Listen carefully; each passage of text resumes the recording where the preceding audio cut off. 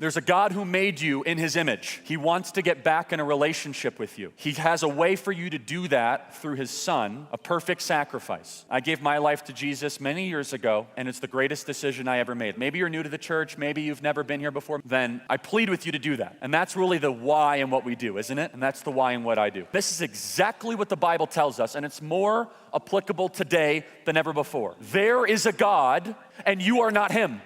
It's that simple. I love the book of Daniel. It's actually a beautifully written book. And a part in Daniel, and I'm paraphrasing the story, was basically conspired against and put into a trap where basically if he was going to pray, he was going to be violating the law. So what does Daniel do? Daniel hears the order, understands the punishment, doesn't do anything violent, goes back to his home or his place of worship, opens up the windows towards the city for everyone to see, and conducts his prayer. In your own individual life, there's three types of people. People that do nothing, the fighters, and the people that help the fighters. And the fighters and the people that help the fighters are moral equivalents. I mean this. I understand that we have a diversity of ways that people are going to pursue this truth. But the key is courage. Courage is hard. The best way to tell anyone to do anything is to show people that are doing it. So people say, well, what does courage look like? That's what courage looks like. This is one of the most important things that you could teach a young person. Where do rights come from? You hear people all the time, well, I have a right to this and I have a right to that. Slow down. Who gives you your rights?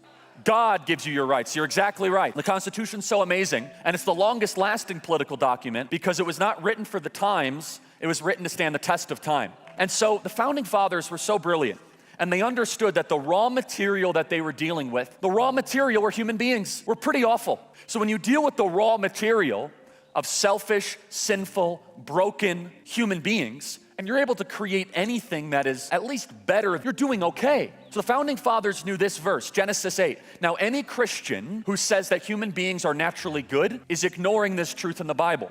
And when the Lord smelled the pleasing aroma, the Lord said in his heart, quote, I will never again curse the ground because of man, for the intention of man's heart is evil from his youth. Neither will I ever again strike down every living creature as I have done. What is the Lord saying? From the moment we're born. Natural sin, original sin. That's who we are in the state of nature. The founding fathers understood this. They said, we're not going to be able to create perfect people. We as Christians have to do a better job of explaining the gospel is as relevant today as it was when it was first spoke, when it was first written down. It's just as relevant. You could have new phones, new technology, faster cars, better airplanes. Human beings are not going to change. People are afraid, understandably, of the cost that comes with speaking out publicly. But if you believe that Jesus is King of the world, if you believe that Jesus is an equal part of the Godhead, if you believe that you're born new and you have everlasting life waiting for you, and somehow you're in a position where you're like, I'm scared of what people will think about me. I think to myself, and I struggle to say this, do you actually believe that? Because if you believe that you have everlasting life, if you've been born new, then what should be stopping you from speaking with courage and getting out into the public square?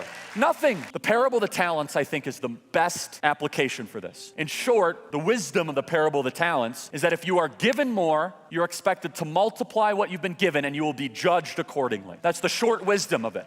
So in my spare time, I read Aristotle, and I encourage all of you to do that. I'm half kidding. Aristotle was one of the great classics. He was taught by Plato, and one of the main reasons why the gospel spread in the first place. And I think that if you really want to dive deep into the scriptures, understand ancient Greek. It's a very important thing. By the way, Aristotle was not a Christian. He actually was on earth before Christ ever came to be. But Aristotle's thinking, writings, and influence paved the way for Christ's ministry, and also his reemergence with Thomas Aquinas allowed the gospel to spread. There's a lot of wisdom. Aristotle makes the argument that there is a God and he's worthy of exploring. To believe that God doesn't care about anything that you do is so unbelievably unbiblical. God cares about everything that you do. He cares about who you marry, how you act, where you work, where you spend your money, even how you eat, all of it. God cares about all those things. Every position that I believe in and that you should believe in too is around a culture of life, the protection of the innocent, the elevation of the human being, giving them the tools, the skills, the education, which remember means to lead forth to be able to be self-sufficient and to succeed. What's happening here today? There are people that are going to need to see friends, that are going to need to be around other human beings. I reject this movement that we are nothing more than automatons looking at a screen all the time. That we're still human beings that need social gatherings, that need to be around other heartbeats, that need to be around other souls, that we're more than just